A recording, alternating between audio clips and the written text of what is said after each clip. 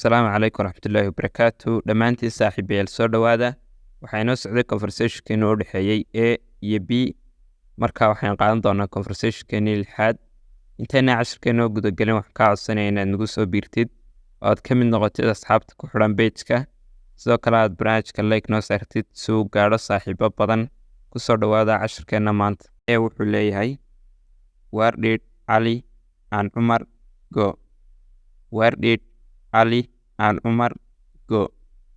Ali iyo Umar xaggee aadeen? Where did Ali and Umar go? Ali iyo Umar xaggee bay aadeen? B wuxuu leeyahay Ali and Umar going home. Ali and Umar going home. Ali iyo Umar waxay aadeen guriga. Ali and Umar going home. Ali iyo Umar waxay aadeen guriga. A wuxuu leeyahay What are they doing? What are they doing? Maxay ka soo qabanayaan? What are they doing? Maxay ka soo qabanayaan? A wuxuu leeyahay They are reading their lessons.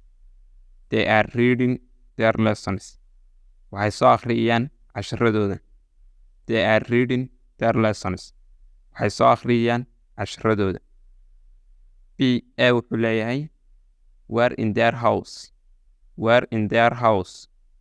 Gurigooda xaguu ku yaala? Where in their house? Gurigooda xaguu ku yaala?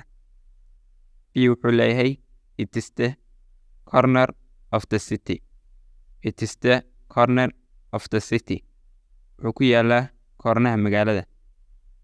A wuxuu leeyahay They are coming to school tomorrow. They are coming to school tomorrow. Schoolka berri ma imanayaan. B wuxuu leeyahay Yes, they come every day.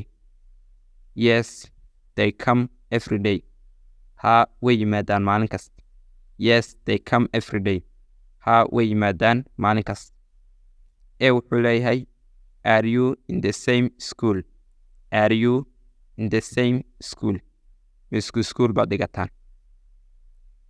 Are you in the same school? Misku school baad dhigataan. B wuxuu leeyahay Yes, we are in the same school. Yes, we are in the same school. Ha, waxaan dhiganaa isku school. Yes, we are in the same school. Ha, waxaan dhiganaa isku school.